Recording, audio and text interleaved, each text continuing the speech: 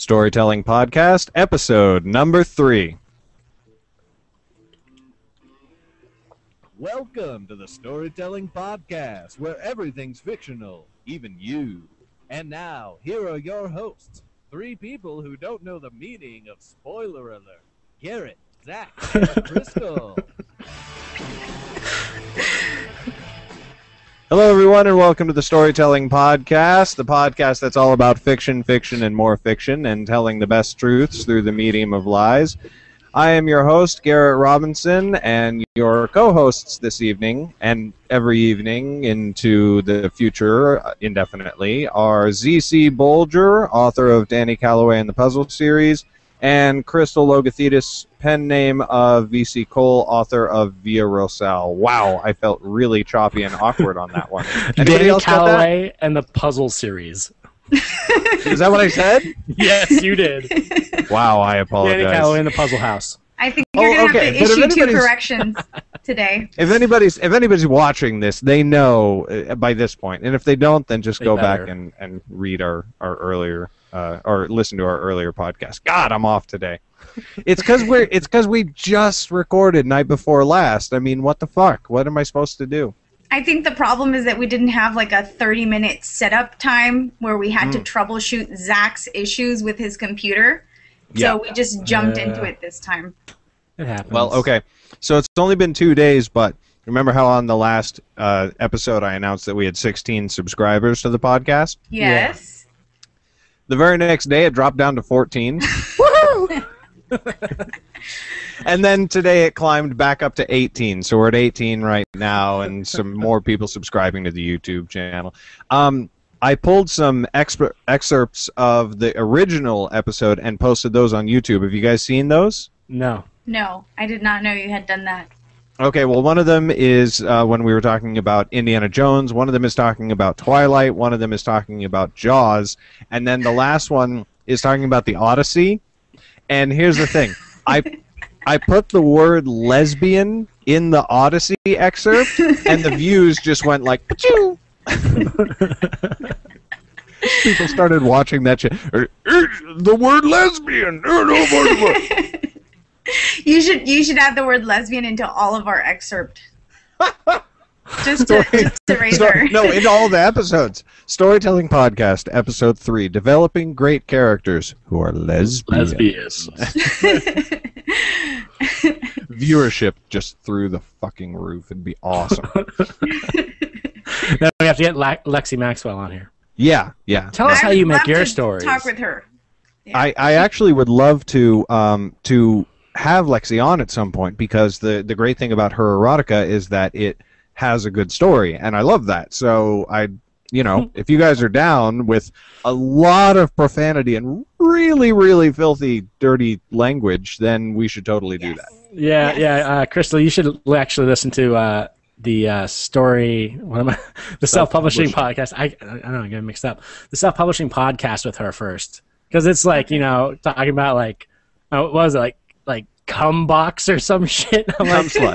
Autumn is just the best cum slut that you could ever hope to meet. You're just like, I'm listening in the car, I'm like, Jesus Christ, turn it down.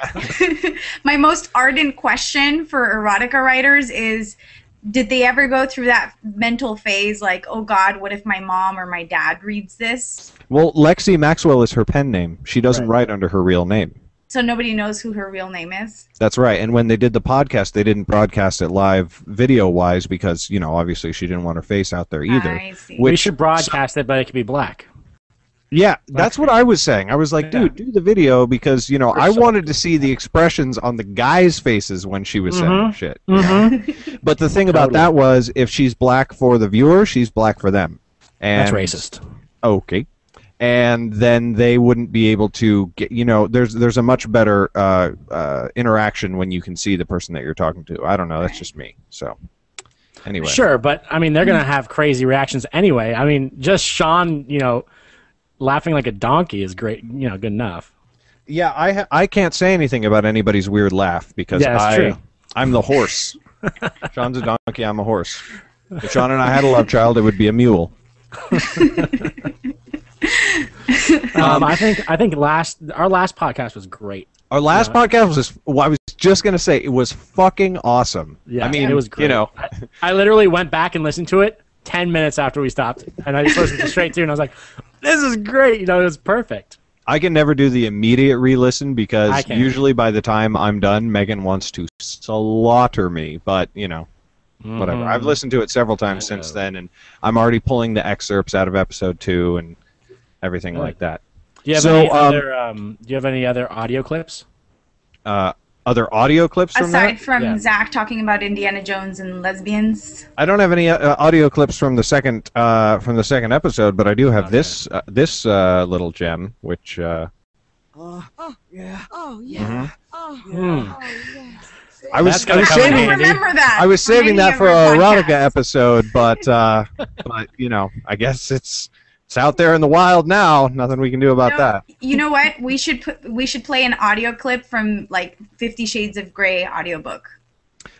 And then we should break it apart and like talk about it. I don't think it would be. I don't think that'd be very sexy. I think that would just be a British guy saying he shoved his.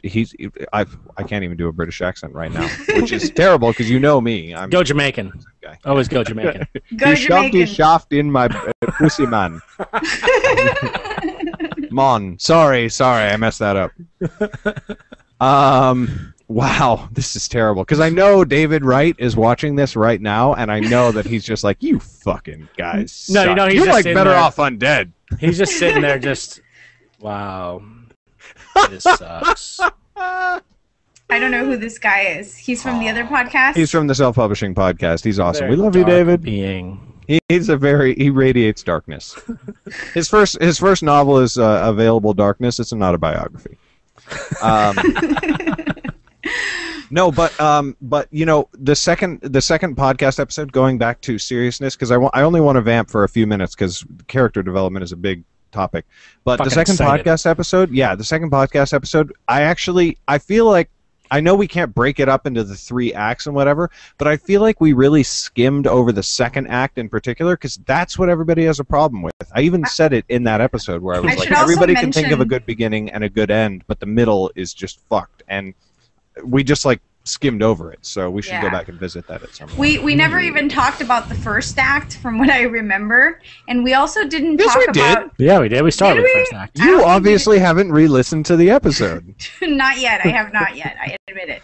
But and then we also didn't talk about the length of each act because there's a little bit of disagreement and dissent on how long, for example, the third act should be. But that still has a lot of attention on length. That depends also on your book. It's an important aspect of my life. And writing style. Length and girth.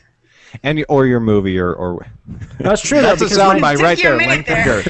It's true though, because Garrett, remember my third act was too long. We chopped that down. Yeah, it was. The ending was. It didn't wrap up fast enough. So. Right, exactly. It felt like there was the third act, and then it just kind of kept going, and it was like, no, we're done. We're done. Yeah. It was just in my case, I had to cut down my first. Right. Yeah. Yeah. Anyway. So we can stop talking about episode 2 because we're actually doing episode 3 right now. That's what's happening. Yeah. So character development. Okay, who has an opinion on character development? I fucking love it. That's my opinion. I fucking love character development. I fucking love characters. Yes. That's all I have to say about it. I'm fucking done. Bye. And Zach just finished. Okay, so who wants to start off? I'll jump right the fuck in, but I always feel like I talk too much. No, jump, Zach. Jump. Character development is, I think, if not the most important thing for your story. For me, it's between character development and it's between world building. But character development for me is one of my favorite things to do because I just love creating something from nothing, and especially an individual. It's like giving birth to just multiple children who can be at any age range, anywhere. And the points that go into it that are just like that some people just kind of drift over are, like name. Name is something that I have different points I want to go over, but name is something that's very powerful for a character. The name of a character, can hold just as much power as their actions. A great name hints at the type of person that the reader is learning about, that they're dealing with, and hints at what they're going to expect. Indiana Jones, that kind of name, you think adventure. Obviously, you think adventure because we've seen the movies. But for myself, with my character, Danny Calloway, I was sitting there and I went, okay, what do I know about this character? I know he's young. I know he has red hair because gingers don't have a lot of, heroic, areas these days. But and I go, okay, so he's probably going to be Irish descent.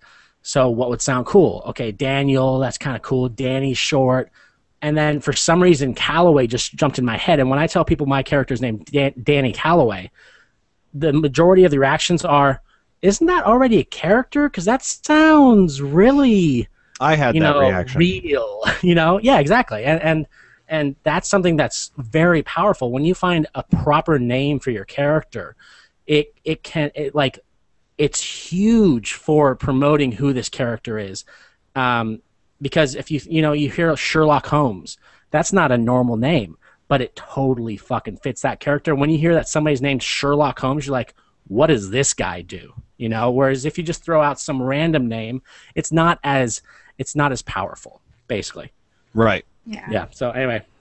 Names are super, super important. One of the biggest things on Hit Girls, I spent days researching names, because aside from the actual girls, there's the 2 FBI agents, and their names are carefully chosen, and I looked up the actual meanings. One of the FBI agents, his meaning isn't particularly important, but his name is Lance Mitchell, and that not to knock anybody named Lance, but it is a joke in pop culture that the name Lance is like a gay name. It's like it's a typical gay male name. Right. And that is a part of his character. Like his partner asked him, it's like, why didn't you ever change your name? I mean, no offense, but you must have gotten a lot of shit for that. And he's like, I did, and I just dealt with it, and it made me a stronger person. It becomes part of his character development, not because the name Lance has a significance that is pertinent to him, but because of its significance in society and how that affected the character growing up. Right. Yeah. Totally. And I also think, Cristal, you can jump in whenever, but because I interrupted her once already. For me, the other thing that is you playing with your names, because you don't have to have a name that is. I'm having major feedback in my headphones, but. You don't have to have a name that is strictly like, oh, this is a good person, so obviously they have to have a good sounding name. I have a character in my book that you don't meet until way later in the book, and his name is Mr. Blythe. Okay, and Blythe means happy or joyous. This guy is a fucking psychopath, right? And but it's a little play for you, and when you actually meet this character, finally later on, you go, wow, that name is fucking great for this character, At least that's how I felt about it, So, but yeah, names are very powerful, and they, they basically will bring out your character and bring out who they are. How are the edits going on Danny Calloway, by the way? Oh, my editor seemed to crank out 15 chapters today. So nice. That was in the time that it took me to drive from Naples to Miami. So about 2.5, 3 hours. Nice. And again, if you're a first time listener, I am Zach's editor, so that's the joke there. Well, I did want to mention, going back to the names, that equally important is to make sure that the name isn't obnoxious as hell. I think a lot of authors, they really want to make a unique name, and they want to find these. You see this a lot in fantasy, and it's the most annoying thing when, I go to a bookstore and I open up that book, I read the first page, and the guy's name is spelled XYTZAN or something. And you're like, how do you even pronounce this? It's supposed to be some kind of Viking weird name. Or they have some annoying name like TI or something. I don't, like, how do you read the whole damn book with everyone having weird, annoying names? That's what I felt about Peeta from the Hunger Games. Yeah, I know. I hated his name. Talk about an annoying freaking name. I just wanted to say Peter. Even though it's spelled differently, fucking time. I kept thinking of hummus. Just name him Peter, goddammit. And you know what? Like, also Katniss, the name Katniss, I have no idea why hummus? I mean, I'm sorry, but Pita chips. because you Pita, eat pita with hummus, pita chips and hummus. I like by the halfway through the book, I was calling him pita I'm not chips. familiar with this pita chip contraption that you Do speak you know of. what pita is? All right. Pita bread. It's a type of bread. Oh my God, you're not from LA. Okay, I got You're it. lying I got to it. everyone. Yeah, pita bread. You No. secretly live in Indiana or No, something. there's no pita. I've never seen a pita Indiana. chip. That's all. Jesus Those are Christ. great. You can get them at Trader Joe's. Yeah. All right. Awesome. So Continue. carrying on, Katniss. Reminds me of pisses me Pussy off Willow. because- I don't know why. Doesn't it have the similar That's what ring? she should have named No. her, Pussy Willow. No. Katniss doesn't have a similar ring to Pussy Willow. That is the incorrect use of the word ring. Because wait, this is my logic. This is Like my Zach logic. today. Never mind. I won't Katniss. get into that one. Katniss is a type of plant, I think. Catnip is also called pussy willow. Therefore, every time I read the word Katniss, I thought of thought pussy. of pussy willow. Okay.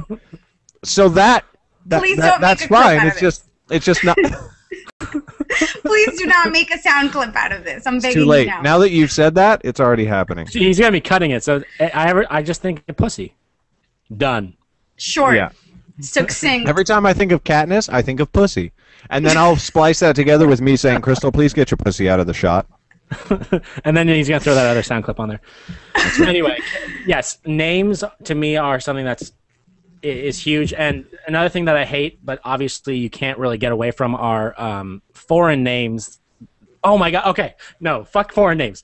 The thing that really fucking bugs me are when you have even two characters, but multiple characters that names are similar, especially if they start with the same letter. It's the worst. Yes. It is the Yes. worst for a reader. If you do not understand why that is, you don't read enough because it's fucking annoying. Unless you do, like, I have seen it done intentionally, cleverly, and I am actually doing it in that band movie that I talked about in the last episode.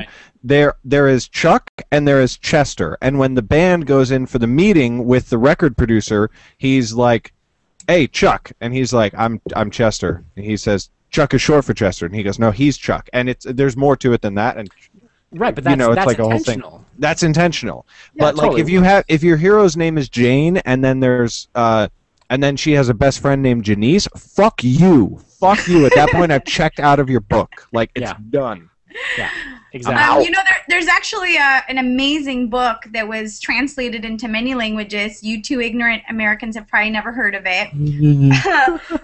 It's called, I guess the translation would The be Bible. 100 Years of Loneliness. What did you just say? I did not quite catch that. The Bible. It was the timing, Crystal, not just the yeah. Sorry. Where continue. It was was, what was I it don't know called? where It was I was. 100 years of Loneliness, I believe, would be the translation, or Solitude, 100 Years of Solitude, maybe. That's the name of the book in English. But anyways, it's by Gabriel Garcia Marquez, and it's surrealism, and it's amazing. But there's probably a good 150 characters in that story because it follows a family tree. And there's literally, like, I don't remember the names, but like, say, Juan Francisco Dominguez Jr., and then like there's like 5 generations of Juan Francisco Dominguez. There's like 20 Marias in there, and it is the most freaking confusing thing. Like the book actually comes with a a tree. What do you call it? A genealogical tree at the beginning. Yeah, of the book. family tree.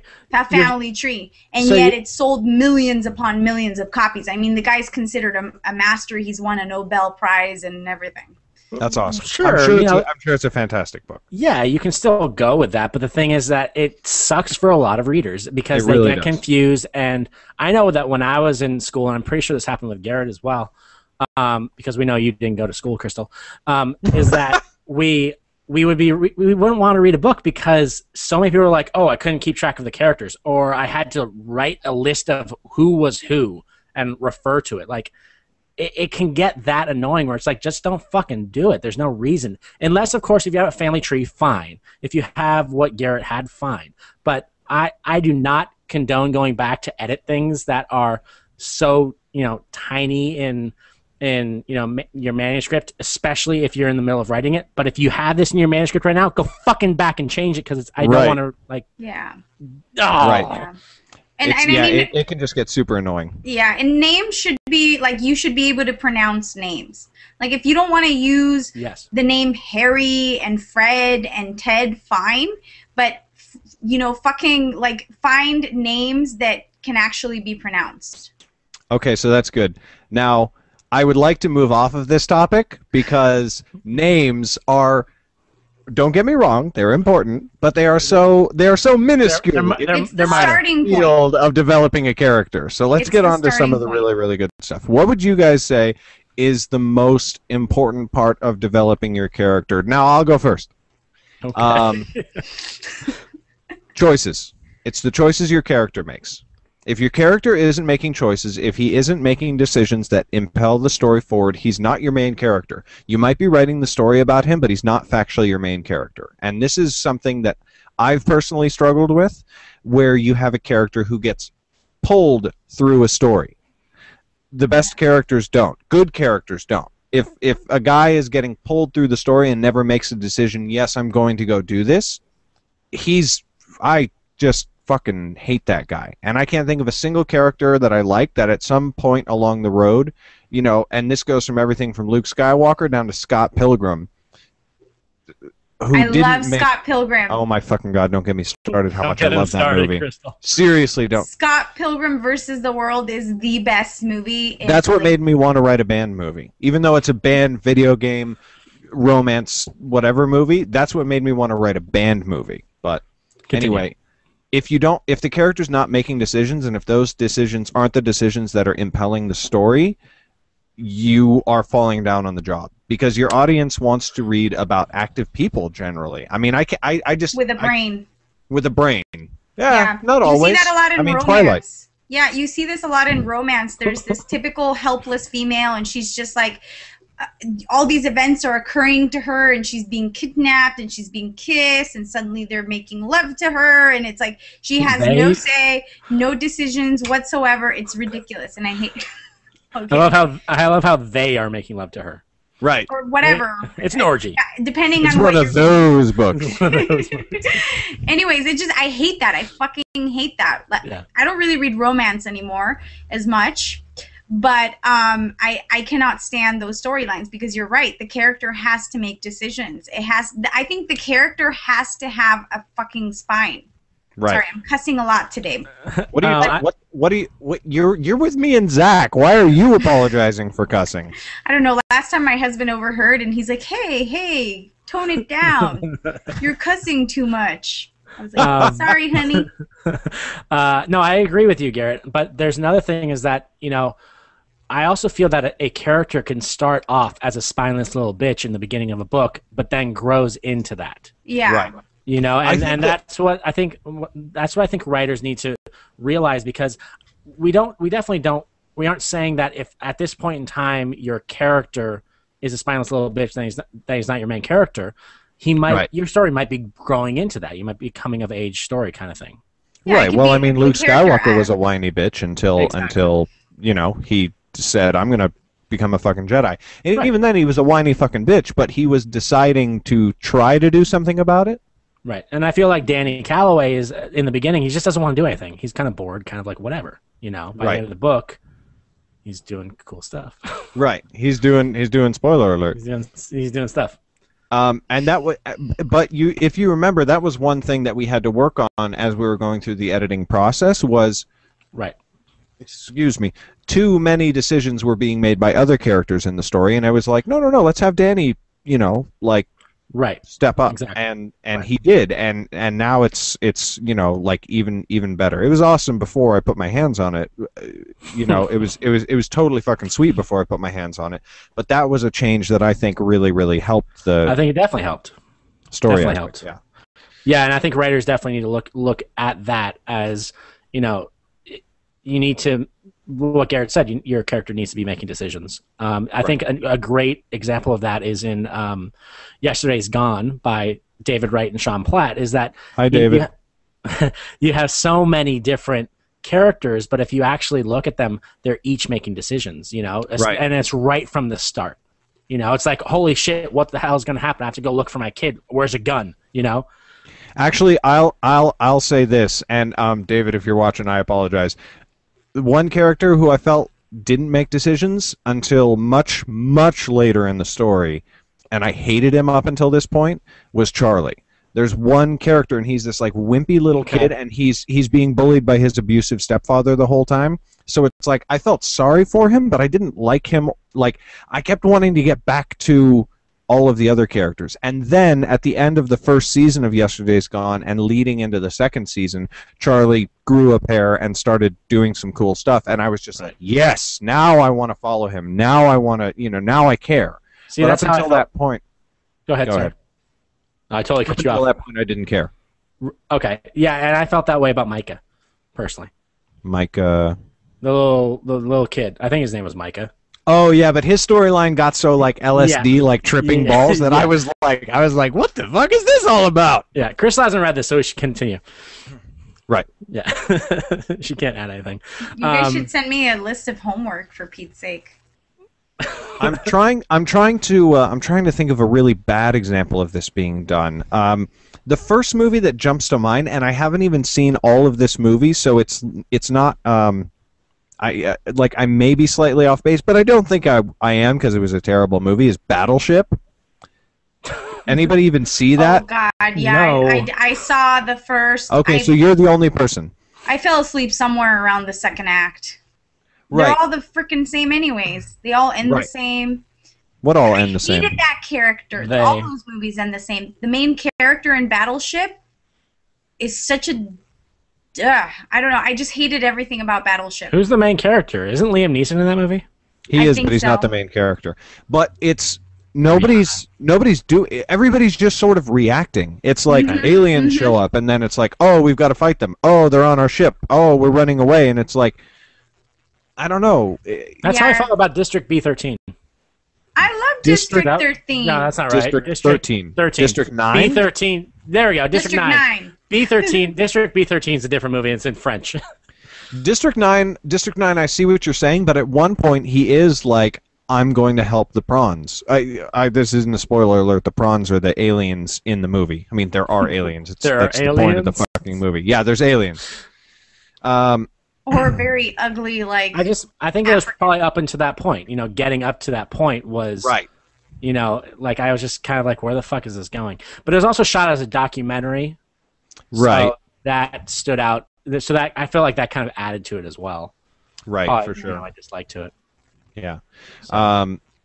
But that is something. Going back to talking about acts from last week or 2 days ago, last week if you're listening to the audio. That's a case of taking too long to break into Act 2. Act 2 is where all the good shit in the story happens. Act 2 is the lobby scene in The Matrix.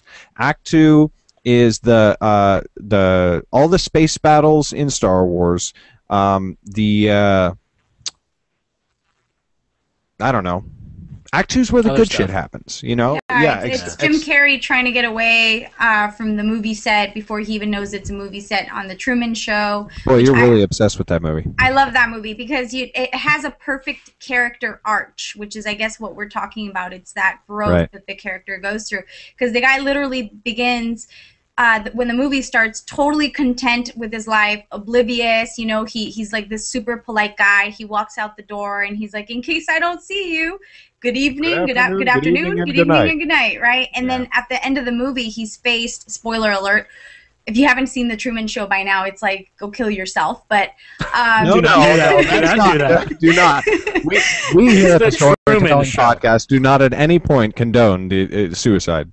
But anyways, he ends off with that same line, but basically he's telling the guy who the guy he's working against or whatever to fuck off, right? And I just love it because it's like you see this guy go from oblivious, content, then you find out he's really not that happy with his life, to he's kind of becoming aware that something fishy is going on, to he has to overcome all these personal fears of water and this and that, to finally just the third act is actually, I think, pretty short in that movie.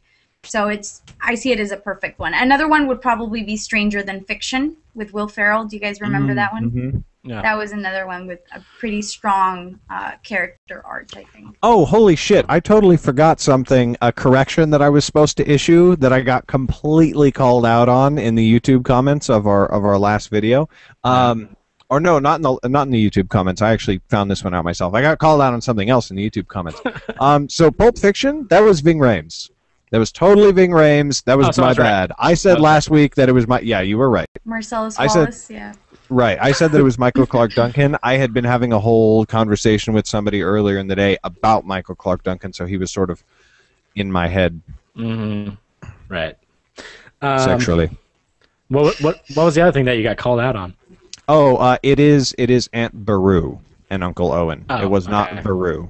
God, you cannot mess with Star Wars geeks, fans. Geeks. It's like geeks or nerds? Geeks. I prefer nerds. A lot of people prefer geeks. Nobody prefers dorks. Because that's a whale's penis. Have you guys seen the movie Fanboys? Yes. Yes. That's a great movie. Yes, it is. Okay, so character development. Something that I find very, very important for character development is what is your character, what barrier are they having to get over? I was just going to get into this, but from a different tactic, but go ahead. Okay, because that is going to determine basically where your character starts and where they end in your book. If for some reason, they're afraid of spiders and that's what it is, that's going to give you a lot of play with your character and also show you in the direction that they're headed to, have to get over their phobia or get over whatever barrier there is. Maybe it's a social, maybe it's, whatever kind of thing. So that's something that's very important. Or like, if they're a very like sexually active male, they have to like encounter lesbians. Okay. Just saying. Sure. Random. Like Indiana Jones. Did nothing No. play? Really? God damn it! God we were kind of damn waiting it! For it. It's gonna eventually play. It's gonna be random. Anyway, hold on. We shouldn't have to hold on Because that's what Indiana Jones does. He fucks lesbians a lot. Did that work? Yes. Okay, good. Fuck! That was the best joke in my head, man. What? That's sad. What happened? I think I just got a message from David saying, "What the fuck, you dumbass." Anyway, character barriers, character. Okay, so what I was, sorry, if you're still going, go ahead. But I have. No, go ahead. I thought that you were just fucking around with your lesbian thing. I was fucking around, but here's what it is. Whether it's barriers, yes, but what's better than barriers? I won't say more important than barriers because it's different, but it's better than barriers is villains. A good hero has a good villain. But a villain is a character. Yes. So right. Okay, but we were mostly talking about like what. Yeah. No. Okay. So I see what you're saying. So it applies for both villains and heroes. But like, okay, when I talk about developing a good character, I'm usually talking about a protagonist, and most people usually are. Okay, your protagonist has to have a really good antagonist to overcome to be like an awesome epic character. Right. I agree. And that's definitely true. But your protagonist, but because they are two separate characters, they have two different ways of being built. But that's not true. They both have the same way of being built, but their storylines basically are completely different. Your antagonist might be having kind of a rough childhood, and they're going to grow up into it. Did I say antagonist? I meant protagonist. Right. Your antagonist might have like a really shitty childhood, and they were beaten or whatever the fuck, and they grew up into this horrible person. But it's still character developing for each one of them. Right. Yeah. But it's true because an antagonist's villain is their protagonist. Right. If you think about it that way. So. Right. Exactly. Yeah, I think that a lot of authors, they're kind of lazy when it comes to developing the villain. And what they do is they just give you a slanted, one-way view into who they are, and they kind of sell you on why they're so bad and why you have to hate them and why they're horrible. And I think that the best villains are villains that you can really understand and you can kind of sympathize, or maybe not sympathize, but empathize with them a little bit. And you're like, oh, I see why he's so messed up or why he does that. But I still hate him. He's still a villain, Right. But you understand the guy, and you know why he's doing what he's doing, and you see him more as a human being than just the writer going on and on about how bad he is from the start, and you're just seeing that point of view. You're not really seeing any development on the villain side. Okay, pop quiz time. Ladies first. Cristal, favorite villain of all time. Oh God. Favorite villain of all time? Pass. No, I don't know. it's You put me on the spot. I don't know. I have to. Okay, fine. Cruella Zach can de go. Vil. Okay. Cruella de Vil. All right. No. Please No don't answer kick is a me out wrong of answer. this podcast. No answer I is a need wrong this job. answer I here. need this job. No, you know what? Favorite need this villain of job. all time. Favorite villain of all time. You guys are gonna hate me. I don't even like Jim Carrey this much, but when he plays the Mask, and he is the Mask, he's the villain. He's the protagonist and he is the antagonist in that film. I freaking love him as the villain in that. I hate him, but I love him. He's like a perfect villain. That's an interesting way of looking at it. I didn't even think of him as an antagonist in that film. But he's an antagonist to himself until, of course, the end when the bad guy comes. But no, I totally see what you're saying. All right, Zach. My answer's great. The Chicago Police Department in the Blues Brothers. Oh my God. I'm just obsessed with that movie. I can see that. Yeah. No, but there's so many. There are so many.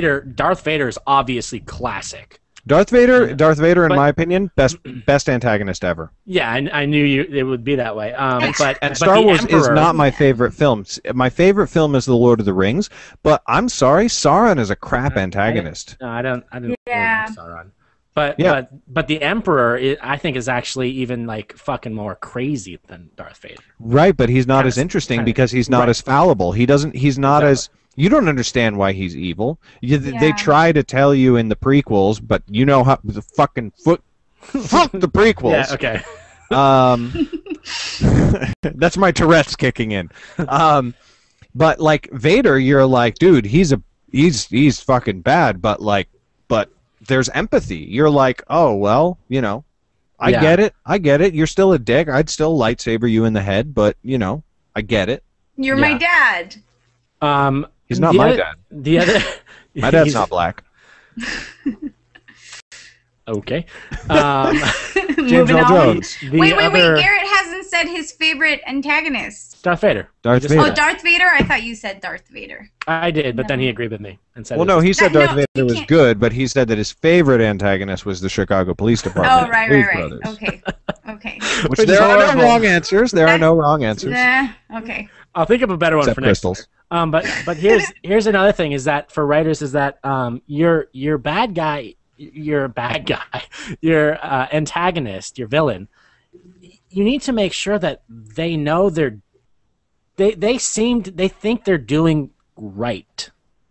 Right. Okay? In their mind, they are doing the right thing, and it's a horrible comparison, and we might get a lot of shit for it. But like Hitler, okay, Hitler thought he was doing the right thing. Obviously, he was not. And I do not condone that at all. And he is a fucking, whatever. But David does. He thought he was. Right, David does. But he thought he was. He thought, he was like, oh, this is the right thing to do. And that is what makes a great villain, is that they can't actually see what's correct. What's correct for them is actually bad. And what's right. And the best, in my mind, the best example of that, and one of my favorite protagonist-antagonist dichotomies, it's not the best, but one of my favorites is Professor X and Magneto. because like they are really good friends, and they both they look similar. Because they're old. Oh my god, they're both old white guys. They look just like each other, right, guys? Yeah, they do. No, but they both started out with similar goals, except that Magneto wanted mutants to evolve and become better by.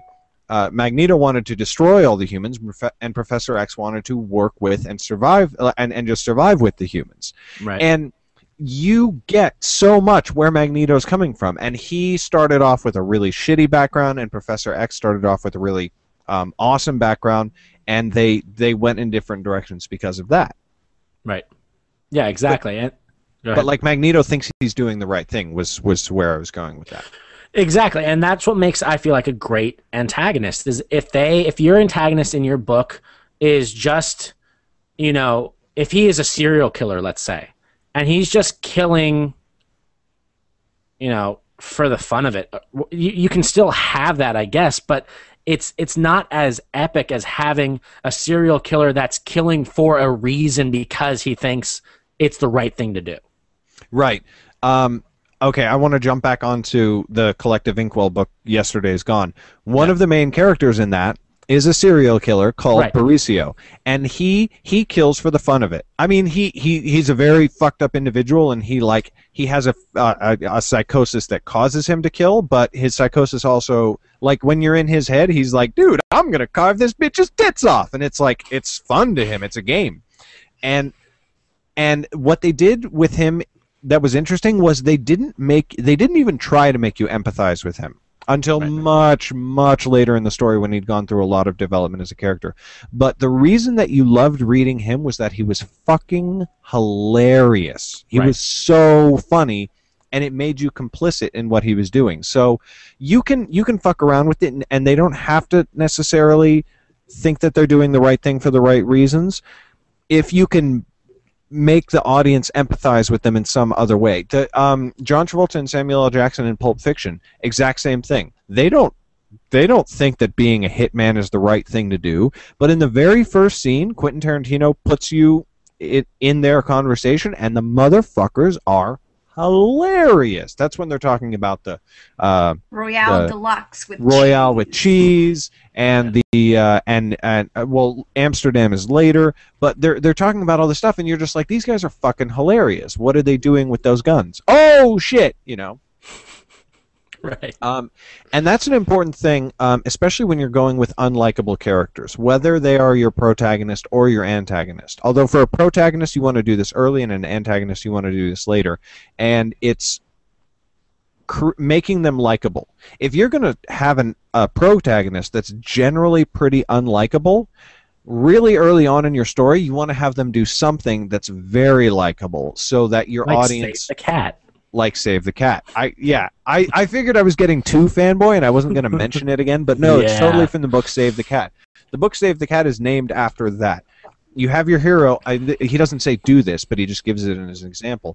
For page 5 of your script, your hero saves a cat from a tree. Now, no matter what else he does in the movie, your audience is already like, oh, okay, he's a cool guy, he saved that cat. Yeah, he's killing babies now, but you know, he saved the cat.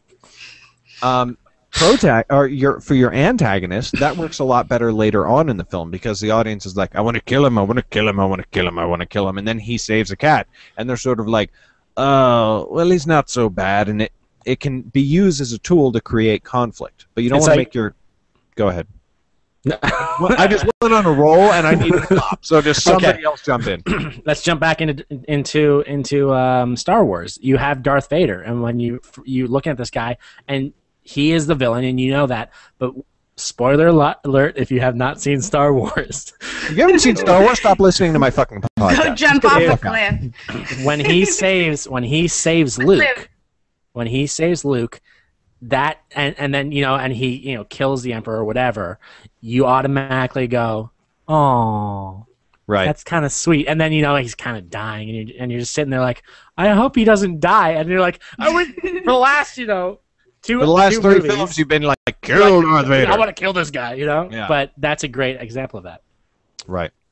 So Totally. I think that equally important. Obviously, you have to have a villain, and clearly, you have to have a protagonist. But I think that if you play it right, your other characters in the story are a really good way of helping the reader or the people, the audience, perceive your main character. And a really weird example, quirky example of this is actually The Princess Bride. But I think that what makes the love story so unique between Princess Buttercup and oh shoot, I forgot the name of the Wesley, thank you. How could I forget?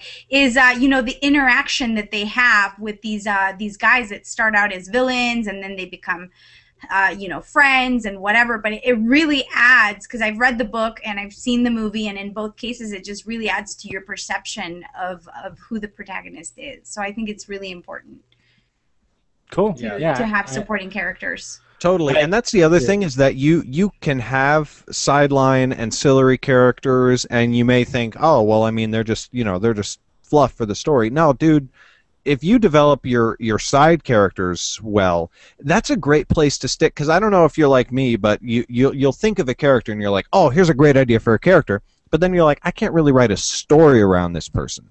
Right. So, but if you think of somebody like that, they're a side character, and develop them. Don't just have them there as placeholders. They should have their own story. They should have their own things they're going through, because it just makes your story that much more epic and rich. Like, people are like, that's when you can get spin-offs. And it's like what was that, the X-Files, the three dudes in the X-Files, the lone gunman. Never watched it. Wasn't a fan. God damn it, Zach. Yeah. Okay, so in the X-Files, there's these three guys who are like total conspiracy theorist, nerd, hacker dudes, and they're called the Lone Gunmen. And they were such hilarious characters in the X-Files that they got their own spin-off after it was canceled. And it was just the three of them doing cool, hacky stuff. How long did that last? Like a season, but that's not important. A third of a season. Curious. Yeah, totally. And I know I keep going back to my book, but it's just because I have such firsthand data in this, is that I have my main three characters. I have Danny Calloway, which is obviously the main character, and his two little sidekicks, which are Molly Brown and Sam Calloway, his cousin. And my favorite character out of the entire book is Sam Calloway. He, because he's fucking hilarious, and he's just a dumbass and, just dim-witted, but that's what makes me love him. The other characters are great, but for me, Sam is just created from so well, and totally hits me on that level that I just want to sit down and laugh at him, not with him, at him. He's not my favorite character. I know that. Garrett has a crush on my 14-year-old character named Molly. I totally don't. I just think she's awesome. Mm-hmm. What? No, I can go into some of the notes. No. Garrett is turning Her red. endo, apparently.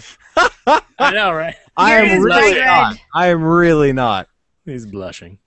No, He does not want to go to jail. I used to. A side note, but kind of a related note. I used to have awkward conversations where I would be like, "Dude, Emma Watson, not when she first, but Because she was 10. dude, here's the thing. We're a couple years When older she- than her. That's it.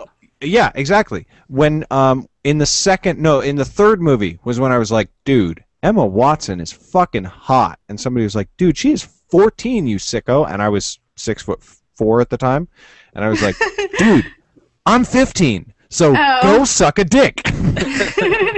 I'm a year older than her, so it's like I could say that. And then there was that weird period where I turned 18, and I was like, yeah, she's whatever. I like she turned 18, and you're like, and then she turned 18, and I was like, I would tap that. I don't think she's attractive in the least. I hate you. Get In the least. fuck out of my podcast. I'm sorry, she's that typical, average-looking English girl. I'd have Really? to look at her teeth. I bet you she has fucked up teeth, like all the Wow. other Really? British people. I don't see the attractiveness in her at all. She's getting kicked. Cool. Garrett's gonna boot her. Nope. I was about to I'm suggest doing that. an image search right now. If you're listening to the audio, you should. I highly recommend you you check out the YouTube video because I am about to link Emma Watson. To me, Sorry, Emma you guys Watson can is super continue. hot, and yeah, I don't doesn't even. I was going to suggest that we have her on the show, but after that, we can't even have her on the show. Why? Because she's a friend. She's a friend of mine. Like, Yeah, because she's a friend of mine. Oh, I see. yeah, she's totally a friend of yours, Zach. I believe that. She is so average looking, you guys. I'm looking at her right now, and there's just nothing Okay, whatsoever here it comes. to recommend Here it comes, her. Cristal. Here it comes. Here I come, Cristal. Wait, I lost you guys. There we Right go. there. Okay? Yeah. Yeah. Look at that. That is Come on so now. photoshopped. That is so photoshopped. You're photoshopped, Cristal. Jesus. Okay, Zach, you see me in a bikini. We met in the Caribbean. Everything's You know I ain't photoshopped, but photoshopped. there, Look at that. everything average is little face. photoshopped, but- She has no lips, little nondescript. face. I bet you she has no boobs. Okay. you Character are development, fired. guys. You are absolutely Character fired. development. She developed quite nicely. Okay.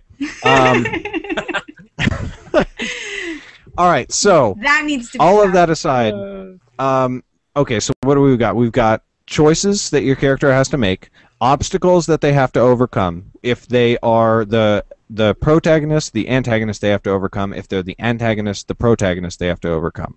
Right. Then along there with is other small things along the way, though. There's other small things. along with other obstacles. No, Yeah. obstacles as its own separate thing. Right. You know, whether they, you know, whether they have Socially to like inept or climb whatever. they have to climb a mountain to reach the Sword of Arnor or whatever the fuck. Then you've got all of the other little quirks and foibles and little humanizing things. They're traits. They're whatever.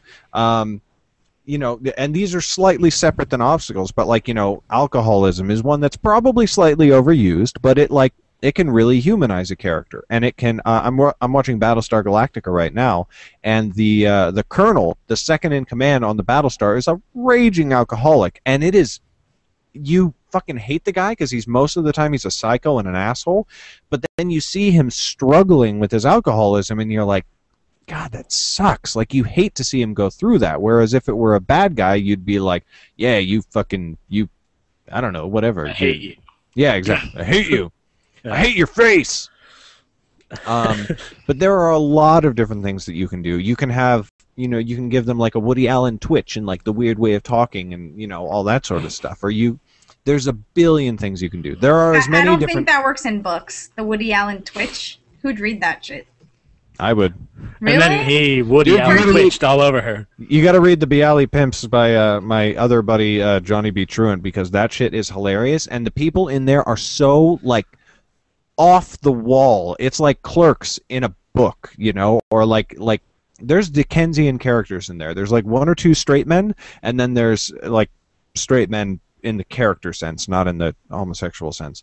And then there's all these other characters that are just like off the fucking wall, crazy berserk. Like this one guy that walks around with a shirt that says "I the jiggy motherfucker," and like he's always wearing that shirt, and it's just like random shit like that.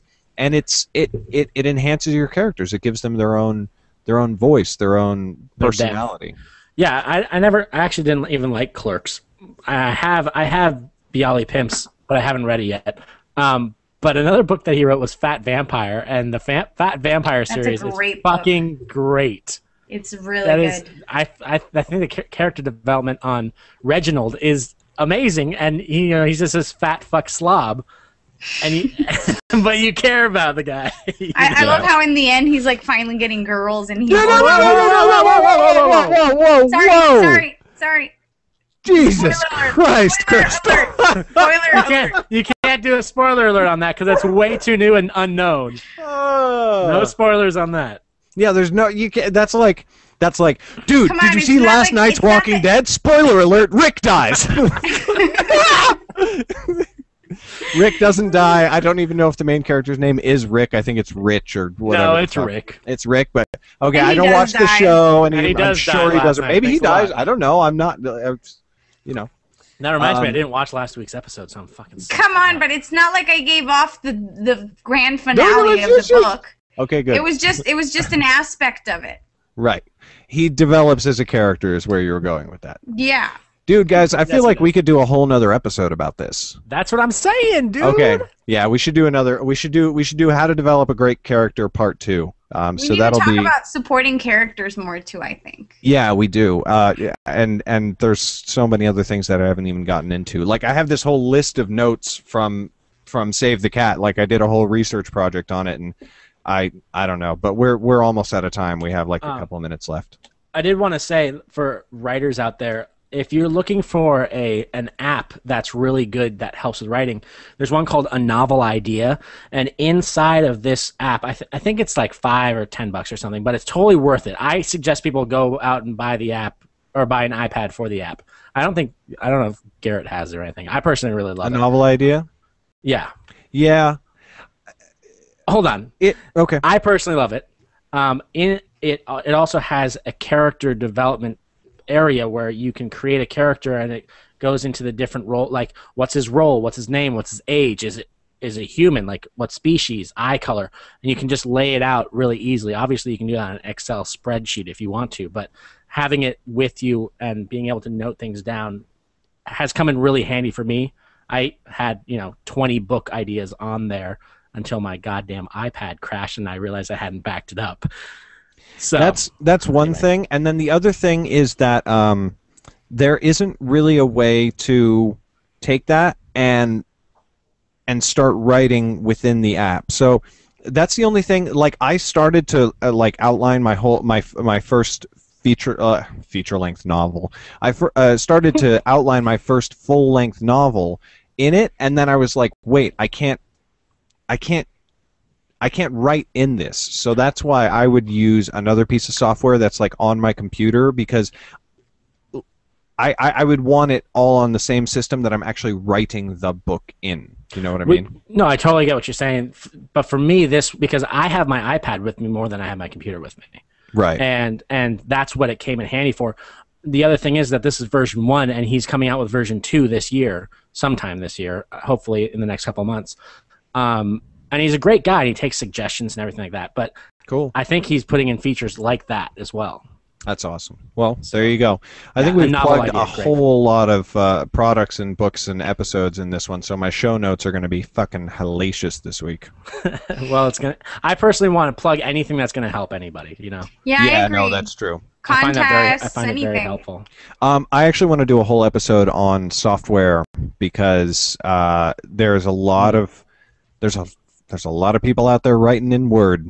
If you're writing in Word, dude, you're a loser. You're not a loser. What you just don't. People be writing in? Tell us people now. should be writing on Scrivener. Scrivener. That's just my opinion. People have written novels in Final Draft. Scrivener for me, if you're an independent author and you fuck it, no, dude. Even if you're if you're looking to go traditional publishing, fucking dude, you got to use Scrivener. And now I'm not saying that for this purpose, but I have a link on my site where you can buy Scrivener from, and if you do, I get like $8. So what a douche. I'm just saying, it's just there. On the storytelling podcast.com. Yeah, I was kidding about being an idiot if you're writing a Word, because that's what I wrote mine in, and then I got Scrivener. So. Right, and it's just, I mean, God, my second book will be in Scrivener. So right. But there's also there's screenwriting software, there's screenwriting apps, there's a whole bunch of stuff out there. I love First Draft. I know you like Celtics. I love First Draft. I have First Draft 7, but First Draft 8 is even fucking greater. But we really gotta start wrapping it up. Yeah, all right. Go for it. Anything else massively important on the subject of character development, guys? We'll get into that next episode. We will get into that next episode. How to develop a great character, part 2. Part 2, if you're French and douchey. All right, everybody. This has been the Storytelling Podcast. Somebody tell me if the music's playing, because my fucking audio it needs to be a little bit louder. Okay. Even with me talking over it? All right, fine. All right, so that's it for this show. Check out our website, thestorytellingpodcast.com. Leave comments. We really want to hear from you guys. Subscribe to us and review us on iTunes. Check out my blog at gbr0benson.com. Zach's blog is zcbolger.com. and Cristal doesn't have one yet. But she will. I'm sure she will eventually. All right, guys. Have a good night. See you next week.